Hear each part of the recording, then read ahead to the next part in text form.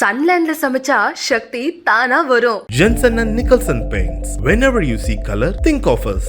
மாணவர்களின் சிந்தனைகளை வடிவமைக்க எஸ்என்எஸ் இன்ஸ்டிடியூஷன். உதயநிதி ஸ்டாலினுடைய பெயர் நாடாளுமன்றத்தில் ஒழிச்சிருக்கு. திமுக எம்பிக்கள் மக்களால் தேர்ந்தெடுக்கப்பட்ட பிரதிநிதிகள் அங்கே போய் பதவியேற்கும் பொழுது வழக்கமாக அவங்களுடைய கொள்கைக்கு உண்டான பெயர்களை சிலது உச்சரிப்பாங்க. பெரியார் வாழ்க, வட இந்தியாவில் ஜெய் ஸ்ரீராமெல்லாம் சொல்லுவாங்க. ஸோ இந்த மாதிரியான விஷயம் இயல்பானது தான். ஆனால் அது அவை குறிப்பிலும் இடம்பெறாத ஒரு விஷயம் தான். இருந்தாலும் அதை பயன்படுத்துவாங்க. திராவிடம் வாழ்க இந்த மாதிரி ஏதாவது சொல்லுவாங்க.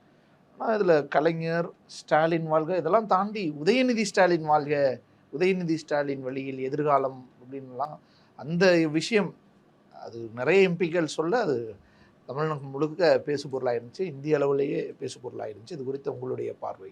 நிறைய எம்பிக்கள் சொன்னாங்களான்னு எனக்கு தெரியல. தேனிமான் உள்ளிட்ட எம்பிக்கள் சொன்னாங்க. 9 எம்பிக்கள். ஓகே, எனக்கு அது புரியவே இல்லை. அவர் ஏதாவது தடை செய்யப்பட்ட அமைப்பை சேர்ந்தவரா? அவங்க வந்து அவங்களுடைய தேர்தலில் அவர்களுடைய வெற்றிக்காக பாடுபட்டவர்களுக்கு நன்றி சொல்லக்கூடிய விதமாக அவங்க தலைவருக்கு என்ன செய்கிறாங்க, அவங்க வந்து ஓகே இவரை வந்து நாங்கள் வந்து வாழ்க்கைன்னு சொல்கிறோம், அல்லது அவரை வந்து நாங்கள் வந்து வாழ்த்தி ஒரு நன்றியை அவருக்கு தெரிவித்து கொண்டு நான் நினைச்சிடறோம் பதவி ஏற்கிறோன்னு அவங்க சொல்கிறாங்கன்னு வைங்களேன்.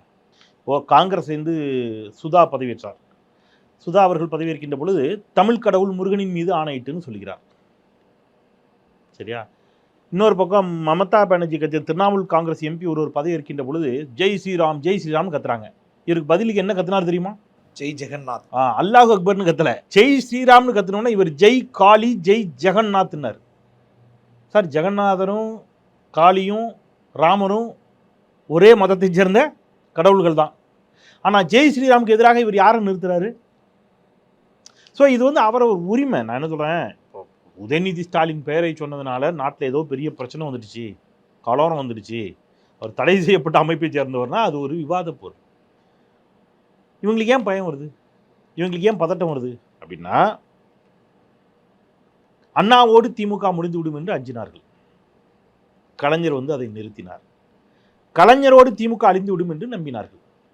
ஸ்டாலின் அதை நிறுத்திட்டாரு. அதை வந்து நம்ம கண்ணு முன்னாடி பார்க்கணும். இப்போ வந்து இனி திமுக எதிர்காலம் இருக்காது அப்படின்லாம் அவங்க நினைக்கும் போது இன்னொருவர் நம்பிக்கை தரக்கூடிய விதத்தில் அங்கிருந்து எழுந்து வருகிறார். அந்த கட்சி அவரை ஏற்றுக்குது. அவர் களமாடுகிறார். அவர் போய் உழைக்கிறார். அவர் வீட்டுக்குள்ளே படுத்து தூங்கலை. அவர் எலெக்ஷனுக்கு தெருவா இறங்கி நிற்கிறாரு, கத்துறாரு, உழைக்கிறாரு. இந்த வேட்பாளருடைய வெற்றிக்கு அவர் பாடுபட்டிருக்கிறார். அப்போ அந்த வெற்றி பெற்று நாடாளுமன்றத்துக்கு போனவங்க என்ன நினைக்கிறாங்கன்னா, ஓகே இவர் நமக்கு வந்து நம்முடைய வெற்றிக்கு இவர் வந்து என்ன செஞ்சார், பெருமளவில் பாடுபட்டார், அதனால அவருக்கு நாங்கள் நன்றியை சொல்கிறோம், வாழ்த்துக்களை சொல்கிறோம்னு சொல்கிறாங்க. அவங்க என்ன வாழ்த்து சொன்னாங்க? உதயநிதி வாழ்க இல்லையா? அவ்வளோதானே. தங்க தாரகை, இதய தெய்வம், புரட்சி தலைவி, பொன்மன செல்வி, எங்கள் நெஞ்சமெல்லாம் வாழும். சார், ஒரு 20 நிமிஷம் இதை மட்டும் சொல்லுவாங்க சார். 20 நிமிஷம் இது மட்டும் வரும். கடைசி ஜெயலலிதாங்கிற பேரே வராது. அம்மா அவர்களை வாழ்த்தி, அது எப்படி வாழ்த்துவாங்க தெரியுமா? கேமரா அங்கே இருக்கும், அவங்க முகமே தெரியாது, அவங்க முதுகு தான் தெரியும். ஏன்னா அந்த வாழ்த்தே இப்படி இருக்கும், இப்படி வாழ்த்தி இல்லையா? அப்போல்லாம் யாருக்கும் கோவம் வரல, யாருக்கும் எதுவும் பேச தோணலை. என்ன சொல்கிறேன், அவரவர் நேசிக்கக்கூடிய தலைவர்களை வாழ்த்துகிறார்கள். இப்போது அண்ணன் சீமான் கூட சொல்லுவார், நான் வெற்றி பெற்றால் சட்டப்பேரவைக்கு என்ன போட்டு போவேன், கூட தான் நாங்கள் போவோம் அப்படிங்கிறார். அது சாத்தியம் இல்லையா எனக்கு தெரில. ஏன்னா புலிகள் அமைப்பு இங்கே இந்தியாவில் தடை செய்யப்பட்ட அமைப்பு. ஆனால் அவர் சொல்கிறார் நான் போவேன் அப்படிங்கிறார். ஏன்னா அவர் வந்து யாரை நேசிக்கிறார், தலைவராக ஏற்றுக்கொண்டிருக்கிறார். அப்போது அவர் யாரை தலைவராக ஏற்றுக்கொண்டிருக்கிறாரோ அவர் படத்தை போட்டு தான் நான் போவேன் அப்படின்னு அவர் சொல்கிறார்.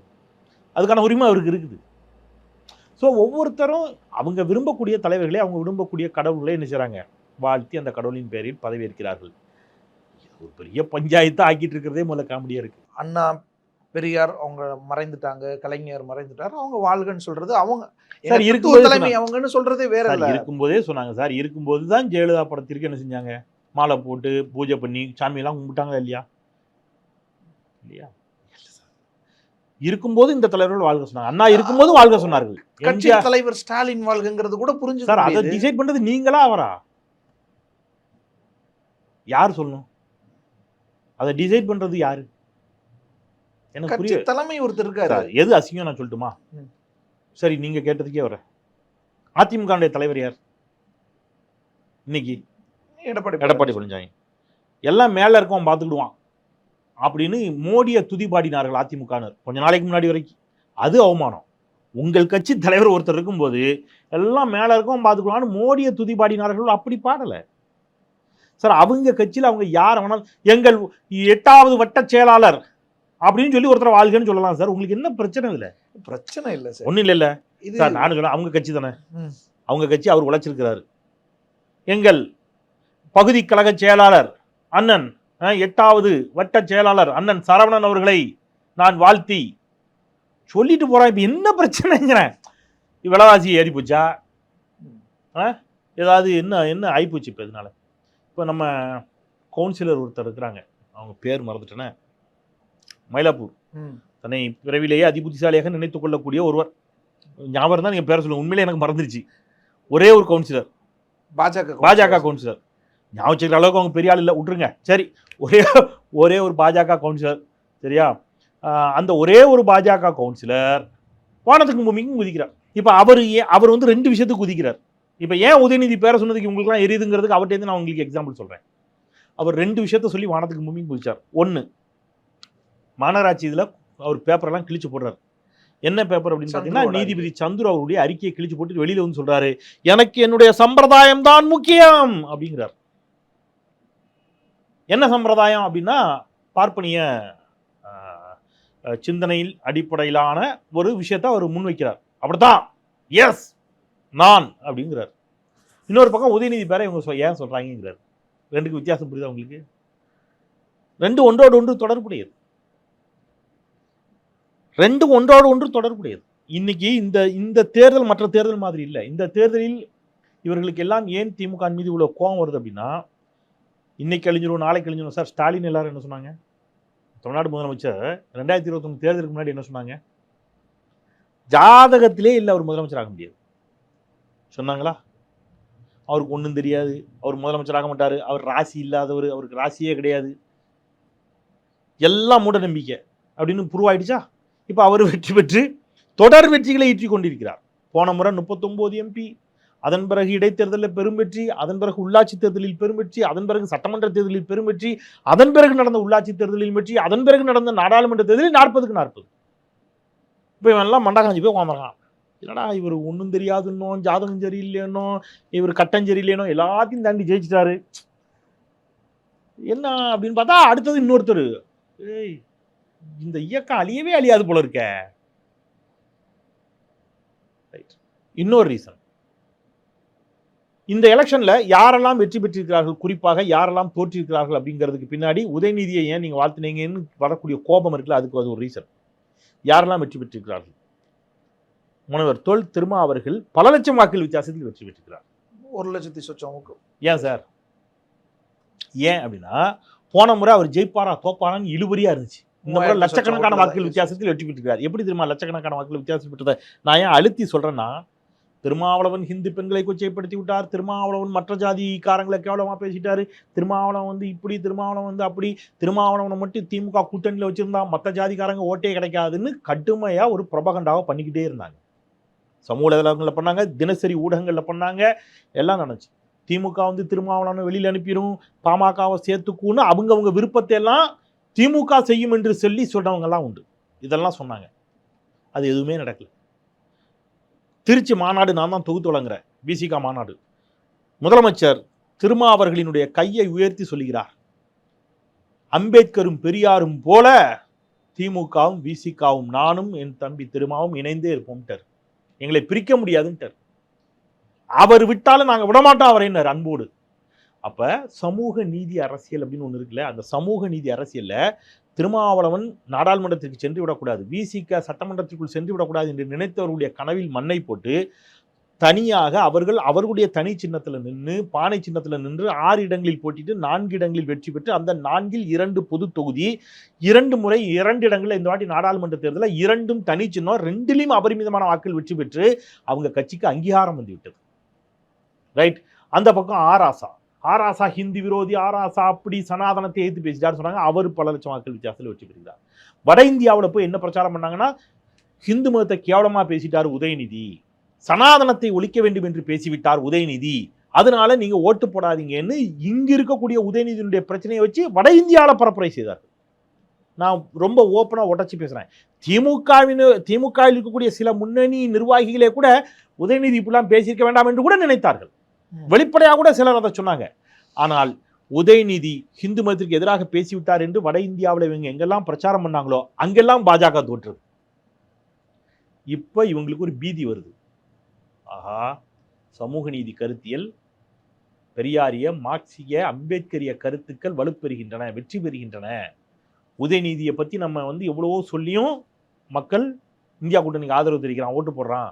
அப்போ மக்களுக்கு தேவை விலைவாசி குறையணும், வேலையில்லா திண்டாட்டம் ஒழியணும், மத நல்லிணக்கம் நிலவணும். இதுதானே தவிர நம்ம சொல்கிற மதவாத அரசியல், சண்டை, கலவரத்தை மக்கள் விரும்பலை. மக்கள் அவன் பக்கம் நிற்கிறான், அவன் இதைத்தான் விரும்புகிறான், சமூக நீதி அரசியலை விரும்புகிறான் என்பதை புரிந்து கொண்ட பிறகு இங்கே இவங்களுக்கு ஒரு பயம் வருது. அந்த பயத்தின் வெளிப்பாடு இந்த இயக்கம் வலுப்பெற்று விடக்கூடாது என்ற நோக்கம் என்னை கிள்ளிட்டா மிஸ் நுள்ளிட்டா மிஸ்ங்கிற மாதிரி இப்போ என்ன செய்கிறாங்க, அவர் பேரை ஏன் சொன்னேன், இவர் பேரை ஏன் சொன்னேன், அங்கேயும் உட்கார்ந்த இங்கேயும். இல்லை, இப்போ உதயநிதி ஸ்டாலின் பெயரை உச்சரிச்சதுங்கிறது பாரு சனாதனத்தை ஒழிச்சிட்டாருன்னு நீ பிரச்சாரமாக கையில் எடுத்ததில் பேசினாருன்னு சொல்லி அதுக்கு பதிலடியாக தான். அது எனக்கு தெரியல, அது சொன்ன ஒரு தான் கேட்கணும், இருக்கலாம். ஆனால் எதிர்ப்பவர்களுடைய நோக்கம் அதுங்கிற, எதிர்ப்பவர்களுக்கு அந்த அச்சம் இருக்குதுங்கிற. சனாதனத்தை ஒழிப்புன்னு சொன்ன ஒரு பேரை சொல்லிட்டு இருக்காங்களே, அந்த அச்சம் இருக்கு. நாம இவரால தோத்துரும்னு சொன்னோம், இவனுங்க ஜெயிச்சுட்டு போய் அங்க இவர் பேரையே சத்தமா சொல்றாங்களே அப்படிங்கிற பீதி அவர்களுக்கு இருக்கிறது. அந்த பீதியை சொல்ல தெரியும். அதுதான் ரெண்டு. இப்ப நீங்க முடிச்சு போட்டு பாருங்க. நீங்க சந்திரனுடைய அறிக்கையை கிழித்து போட்டு விட்டு எனக்கு என்னுடைய சம்பிரதாயம் தான் முக்கியம் என்று கத்துவதும், ஏன் உதயநிதி பெயரை உச்சரிக்கிறார்கள் என்பதும் ஒன்றோடு ஒன்று தொடர்புடையது. இந்த வாரிசு அரசியல் அதை இன்னும் தூக்கி சுமக்குறாங்க, இது ஒரு அடிமைத்தனம் அப்படின்னு அந்த பார்வையெல்லாம் வைக்கலையா? வைக்கலாம், தப்பு இல்லை. வைக்கிறவங்கள சுற்றி வாரிசு அரசியல் இருக்குது இல்லை, அதை நம்ம பல வீடியோஸில் பேசிட்டோம். யார் யார் வாரிசுன்னு பட்டியலே போட்டு கொடுத்தோம் இல்லையா? இந்த முறை திமுக பாஜக எம்பிக்கள் எத்தனை பேர் வாரிசுன்னு ராகுல் காந்தி பட்டியல் போட்டார். அமைச்சர்களில் எத்தனை பேர் வாரிசுகள்னு பட்டியலே வந்துச்சு. நான் வேணா அந்த பட்டியலை எடுத்து வாசிக்கிறேன், நேரம் இல்லை. ஏற்கனவே நம்ம அதை பற்றி பழைய முறை பேசிட்டோம் இல்லையா? இல்லை, வாரிசு அரசியலை ஒழிப்பதற்கு அன்புமணி ராமதாஸ், ஜி.கே. வாசன் இல்லையா, வேற எல்லாரும் ஒன்று சேர்ந்து இல்லையா, நீங்கள் வாரிசு அரசியல் ஒழிக்க புரியல சார்? என்ன சார், எல்லா இடத்துலையும் தான் நீங்கள் வாரிசு இருக்க. டிடிவி தினகரன், நீங்கள்லாம் ஒன்று சேர்ந்து அது வாரிசு அரசியல்லாம் பல முறை பேசியாச்சு. அது அதெல்லாம் சும்மா இவங்க சொல்லிக்கிறது, இவங்களுக்கு எதுவும் கிடைக்கலங்கிறதுக்காக ஒரு காரணத்தை சொல்கிறாங்க, அவ்வளோ.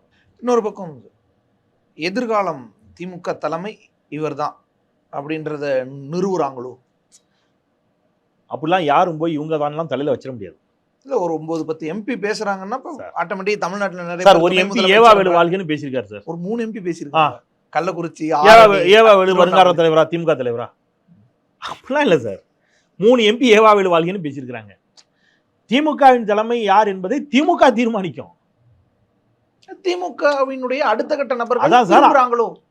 இல்ல சார், அது திமுகவுடைய உள்வாரம் இல்லையா, திமுகவுடைய பிரச்சனை இல்லையா, அது காலம் தான் தீர்மானிக்குங்கிறேன். இல்ல, அது இது சிக்னலா நம்ம பார்க்கலாமா? இல்ல, எனக்கு தெரியல அது இது சிக்னலா அடுத்த தளம். இப்போ எங்களுடைய வருங்காலம்னு அவங்க சொல்லியிருக்கிறாங்க. திமுகவின் வருங்காலம் உதயநிதியாக இருந்தால் அதுல இவங்களுக்கு என்ன பிரச்சனை? அது திமுக தானே முடிவு பண்ணும் சார். அத்வானி இருந்தார், முரளி மனோகர் ஜோஷி இருந்தார், மூத்தவர்களை ஓரம் கட்டி விட்டு ஏன் நரேந்திர தாமோதரதாஸ் வந்தார் அப்படின்னு இங்கேருந்து கேள்வி கேட்டாடே, அது பாஜக பிரச்சனை, உனக்கு என்னடான்னு அவன் கேட்கறான்ல. அதேதான் நான் சொல்றேன், திமுகவின் தலைமை யார் அப்படிங்கிறத திமுக முடிவு பண்ணிக்கும். உங்களுக்கு அதை பத்தி கவலை வேண்டாம். உங்களுக்கு நான் உங்களை அவங்களே சொல்றேன், புரியுது, அவங்களுக்கு கவலை வேண்டாம். அது திமுகவோட பிரச்சனை. உன்னோட பிரச்சனை என்ன? நாட்டில் 1008 பிரச்சனை போயிட்டு இருக்கு, அதை பத்தி பேசுவோம் அப்படிங்கிறதானே. அப்போ திமுகவினுடைய வருங்கால தலைவர், எதிர்கால தலைவர் அப்படிலாம் இன்னைக்கு திமுகவுடைய தலைவராக மாண்புமிகு முதலமைச்சர் முத்துவேல் கருணாநிதி ஸ்டாலின் மிகச்சீரோடும் சிறப்போடும் ஒரு ஆட்சியை தந்து கொண்டிருக்கிறார். அதில் பல பிரச்சனைகள் இருக்கலாம், குறைபாடு இருக்கலாம், போதாமல் இருக்கலாம், அது வேற. ஆனால் ஒப்பீட்டளவில் ஒரு சிறப்பான ஆட்சியை கொடுக்கிறார் அப்படின்னு திமுக நம்புகிறது. மக்கள் அந்த நம்பிக்கையில் தான் 40 தொகுதியில் ஓட்டு போட்டிருக்கிறான். திமுகவையும் கட்சியும் அவர் என்ன செய்கிறார், வலுவாகவே கட்டி காப்பாற்றுகிறார். அவங்க கட்சி அவங்க சிறப்பாக அவங்க அளவில் அந்த கட்சியை சிறப்பாக கொண்டு போயிட்டு இருக்கிறாங்க. அவர் கட்சிக்கு ஒரு அழகான தலைவர் இருக்கிறார். அவங்க கட்சி அவங்க பார்த்துப்பாங்க. அடுத்த வருஷம் இன்னும் 50 வருஷம் கழிச்சு, இன்னும் 10 வருஷம் கழிச்சு, அதெல்லாம் 10 வருஷம் கழிச்சு பேசுவோம். இன்னைக்கு அவங்க உறக்க சொன்னது, உதயநிதி ஸ்டாலினுக்கு நன்றி சொன்னது என்பது அவர்களுடைய அன்பின் வெளிப்பாடு. அவங்க வச்சிருக்கிற அன்பின் வெளிப்பாட்டை அவங்க வெளிப்படுத்துறாங்க. அன்பின் வெளிப்பாடு தான். ஆனா தமிழ்நாட்டுல எதிர்க்கட்சிகள் இதை பயன்படுத்துறாங்க. சீமான் நேற்று மேடையிலேயே கூட பேசிட்டாரு. பயன்படுத்தலாம். நீங்க வந்து வைக்கிறீங்களா, நாங்க இப்பதான் வலுவான எதிரி வந்துட்டு இருக்காங்கன்றாரு. தப்பு இல்லை, அது அவருடைய உரிமை. அவரும் உதயநிதி வாழ்க்கைன்னு சொல்ல முடியாதுல்ல, சொல்லணும்னு சொல்லக்கூடாது, அது அவருடைய உரிமை. அவரும் ஆமா நீங்க சொன்னது சரின்னு சொன்னா அவரையும் அந்த கட்சியில் இருக்காரு, அவர் தான் திமுக சேர்ந்துருவாரு. ஸோ அது அவருடைய உரிமை. அவர் சசிகலாவுக்கு நன்றி சொல்லுகிறார், நீங்க ஏன்னு போய் கேட்க முடியுமா? ஊழலை ஒழிப்பேன்னு தான் சொல்றாரு. ஊழல் வழக்கில் கைது செய்யப்பட்டு நீதிமன்றத்தால் தண்டிக்கப்பட்ட சசிகலாவுக்கு அவர் வாழ்த்து சொல்றார். நீங்க போய் கேட்க முடியுமா? அது அவருடைய உரிமை. விஜய் வந்து விஜயோட நான் கூட்டணி வைப்பேனான்னு ஏன் என்கிட்ட கேட்குறீங்க அப்படின்னு கொந்தளிக்கிறார் ஒரு முறை பத்திரிகையாளர் சந்திப்பில். அவங்க தத்துவம் வேறு, என் தத்துவம் வேறு. நான் ஒரு மிகப்பெரிய தலைவனை என் தத்துவமாக ஏற்றுக்கிட்டு இருக்கேன் பிரபாகரனை, அவருக்கு அப்படி ஏதாவது இருக்குதா அப்படின்னு விஜய் பார்த்து கேட்குறாரு. ரஜினியும் கமலையும் அட்டிக்கிற அட்டியில் விஜயும் தேர்ந்து ஓடணும்னு சொன்னவர் யாரு? சீமான். இன்னைக்கு என் தம்பியோட நான் சேருவேங்கிறாரு. நீங்கள் போய் கேட்க முடியுமா? அன்னைக்கு அப்படி சொன்னீங்க, இன்னைக்கு அப்படி சொல்கிறேன்னு போய் சீமான்ட்ட கேட்க முடியுமா? உரிமை, அவர் உரிமை. அன்னைக்கு அப்படி சொன்னார், இன்னைக்கு இப்படி சொல்றாரு. அன்னைக்கு சூழல் அவருக்கு அப்படி இருந்திருக்கலாம், இன்னைக்கு சூழல் இப்படி இருந்திருக்கலாம். நம்ம போய் கேட்க முடியுமா? அரசியல். அவரு உதயநிதி பேரை ஏன் சொல்றீங்கன்னு கேட்கறது அவருக்கு உரிமை இருக்கு. பாஜகவினர் மிக கடுமையா இதை வச்சு அரசியல் செய்யறாங்க, பயன்படுத்திக்கிறாங்க. பாஜக பயன்படுத்தினா பாஜக இயல்பு சார் அது. இப்போ நீங்க எப்படின்னா, அத்வானி பெரிய தலைவராக இருக்கும்போது நரேந்திர தாமோதரதாஸ் யாரும் நாட்டில் யாருக்குமே தெரியாது சார். நான் சொல்றது அத்வானி பெரிய லீடரா, வெரி பிகினிங் சொல்றேன். அத்வானி வாஜ்பாய் இருக்கும்போது, அவர் குஜராத் முதலமைச்சரான பிறகு கூட தமிழ்நாட்டில் இருக்கவனுக்குலாம் குஜராத் முதலமைச்சர்னு தெரியாது. பாஜக ஒரு முதலமைச்சர். குஜராத் கலவரத்துக்கு பிறகுதான் எல்லாருக்கும் தெரியும் இல்லையா? குஜராத் கலவரத்துக்கு முன்னாடி தமிழ்நாட்டில் ஒவ்வொரு சாமானியனுக்கும் நரேந்திர தாமோதரதாஸ் தெரியுமா? தெரியாது. இன்னைக்கு சொல்ல சொன்னா இன்னைக்கு ஜார்க்கண்ட் முதலமைச்சர் யார்? தமிழ்நாட்டில் போய் யார்கிட்டயா கேளுங்க, எத்தனை பேருக்கு தெரியும்? உத்தரகாண்ட் என்னவா இருக்கு இப்படிலாம் கேட்டால் தெரியும். அது மாதிரி தான் குஜராத்தும், ரைட்டா? ஸோ பிற்பாடு அவர் என்ன செய்கிறாரு, குஜராத் கலவரத்துக்கு பிறகு பேப்பரில் செய்தி தாளிகளும் தொடர்ந்து செய்தி வெளியிட்ட போது குஜராத்தில் யாருடைய ஆட்சி, யார் முதலமைச்சர் இங்கே இருக்கும் ஒவ்வொரு சாமானியனுக்கும், நான் சொல்ல ஒவ்வொரு சாமானியனுக்கும் சொல்கிறேன், டாப்பில் விட்டுருங்க, ஒவ்வொரு சாமானியனுக்கும் தெரியும். ஆனால் அந்த அத்வானி மாஸ் லீடர், அத்வானி இப்படி வணக்கம் போட்டுக்கு போவார். நீங்கள் அந்த வீடியோ பார்த்துருப்பீங்க, வைரல் ஆச்சு. இவர் அவரை கண்டுக்காமல் நகர்ந்து போவார், கண்டுக்க மாட்டார், தள்ளி போவார். இதற்கு முன்பு இருந்த குடியரசுத் தலைவர் விடைபெறுகின்ற பொழுது அப்படியே வருவார், மோடி நிற்பார், அப்படி வணங்கிக்கிட்டே வருவார். அந்த வீடியோ வைரல் ஆச்சு. மோடி அவரை கண்டிக்கவே மாட்டார், இப்படி இருப்பார். அவர் கொஞ்ச நேரம் வணங்கிக்கிட்டு நிற்பார். அவர் கிராஸ் பண்ணி போனதுக்கப்புறம் மோடி இந்த பக்கம் திரும்பி பார்ப்பார். இந்த வீடியோஸ்லாம் வைரல் ஆச்சு, நீங்கள் பார்த்துருப்பீங்க. மூத்த தலைவர்களை தங்களை ஏற்றிவிட்ட ஏணியை மறப்பது பாஜகவிற்கு வழக்கமாக இருக்கும். அதனால அவங்களுக்கு கோவம் வருது. ஏற்றி விட்ட ஏணியெல்லாம் ஏன் ஞாபகம் வச்சுக்கிறீங்க? சீட்டுக்கு இது பண்ணி தேர்தலில் வந்து தெருவா 25 நாள் 30 நாள் சோறுதுன்னு இல்லாமல் கத்தி உங்களுக்காக உழைத்த உதயநிதியை வாழ்க்கைன்னு ஏன் சொல்றீங்க? எலெக்ஷன் முடிஞ்சோன்னா மறந்துட வேண்டாமா? நாங்களாம் எப்படி அத்வானி எப்படி உரம் கட்டணும், முரளி மனோகர் ஜோஷி எப்படி உரம் கட்டணும்? எங்க சார் உரம் கட்டினாங்க? அதுக்கப்புறம் எவ்வளோ இடங்கள்ல கொண்டாடி இருக்காங்க, வீடு தேடி போய் பாரத ரத்னா மரபை மீறி செஞ்சிருக்காங்க. இதான் கொண்டாட்டம். விஜயகாந்துக்கு தான் என்ன செஞ்சாங்க, நம்ம பத்ம ஸ்ரீ விருது கொடுத்தாங்க இல்லையா? எம்ஜிஆருக்கு பாரத ரத்னா கொடுத்தாங்க சார். அது இல்லை, நான் என்ன சொல்றது, நீங்க வெற்றி பெற்று ஆட்சி அமைக்கின்ற பொழுது அவர் என்னவா இருந்திருக்கணும்? பிரதமராக இருந்திருக்கும்ல, குடியரசுத் தலைவராவது ஆக்கியிருக்கலாமே. முரளி மனோகர் ஜோஷிக்கு நீங்க தேர்தலில் போட்டியிடவே சீட்டு கொடுக்கலையே. என்ன சொன்னீங்க? முரளி மனோகர் ஜோஷிக்கு ஏன் சீட்டு கொடுக்கல? எடியூரப்பா ஏன் தேர்தலில் நிறுத்தப்படலை? 75 வயசுன்னு சொன்னீங்க. 75 வயதுக்கு மேலே எங்கள் கட்சியில் என்ன கிடையாது நீங்க சொன்னீங்களா? இப்போ உங்களுக்கு இன்னும் 1.5 வருஷத்தில் 75 வயசு ஆயிரும். அரவிந்த் கெஜ்ரிவால் அந்த கேள்வி எழுப்பினார், 75 வயசு ஆகிடும், மோடி அப்போ பதவி விலக வரான்னு கேட்டதுக்கு மோடி அப்படிலாம் பதவி விலக மாட்டார்னு அமித்ஷா அவசரமாக சொல்றாரு. அப்போ அத்வானிக்கு 75 வயது என்று சட்டம் இயற்றியவர்கள், சட்டம் மீன்ஸ் எழுதப்படாத சட்டம், உங்களுக்குள்ள ஒரு விதியை வகுத்து கொண்டவர்கள், வாய்மொழி விதி, முரளி மனோகர் ஜோஷிக்கு வகுத்து கொண்டவர்கள், எடியூரப்பாவுக்கு வகுத்து கொண்டவர்கள், ஏன் மோடிக்கு மட்டும் விதி விலக்கு இல்லையா? அந்த இதுதானே நீங்கள் அவங்க மூத்தவர்களை மதிக்கிற லட்சணம்.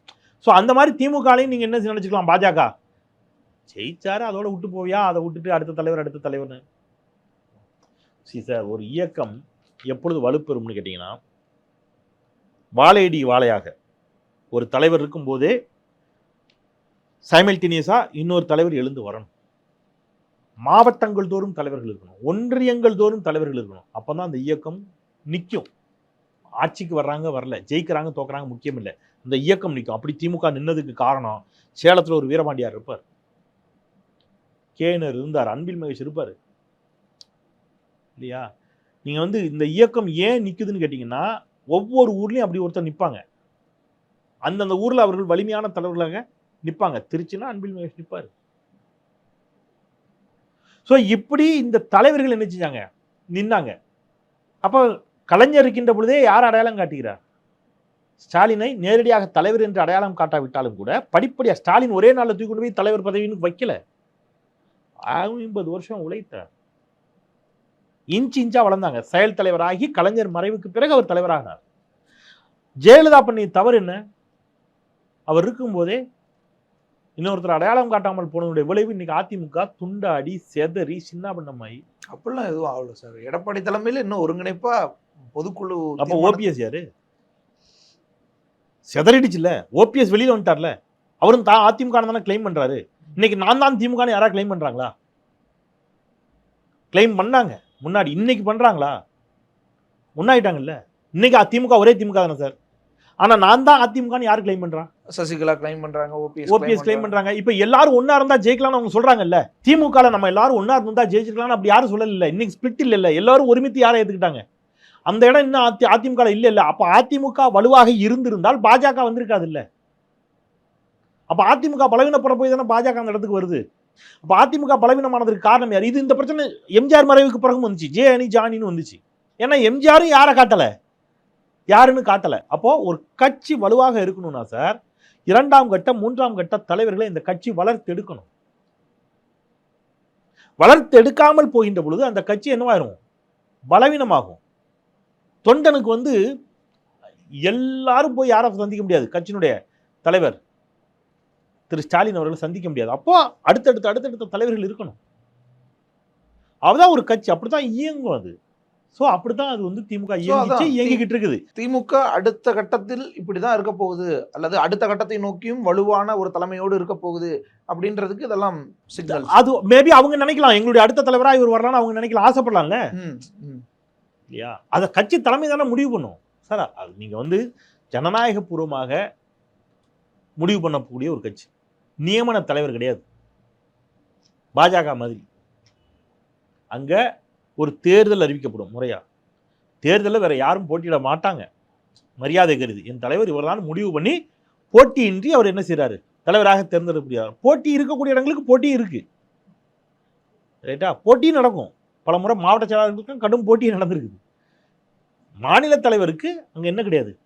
ஓகே, எல்லாரும் ஒருமித்து இவர் தான் என் தலைவர் முடிவு பண்றாங்க. இடதுசாரி இயக்கங்களில் போட்டி நடக்கும் மாநில செயலாளர். ஸோ அப்படி ஒரு ஜனநாயகம் அங்கே இருக்குது. அந்த மாதிரி ஜனநாயகம் அங்கே இருக்குது. அந்த ஜனநாயகத்தின் அடிப்படையில் என்ன செய்றாங்க, அவங்க தலைமை யாருன்னு அவங்க முடிவு பண்ணிக்க போறாங்க. இதுல இவர்கள் ஏன் இவ்வளவு கோவப்படுறாங்கன்னு எனக்கு தெரியல. சன்லேண்ட்ல சமைச்சா சக்தி தானா வரும். Jensen and Nicholson Paints. Whenever you see color, think of us.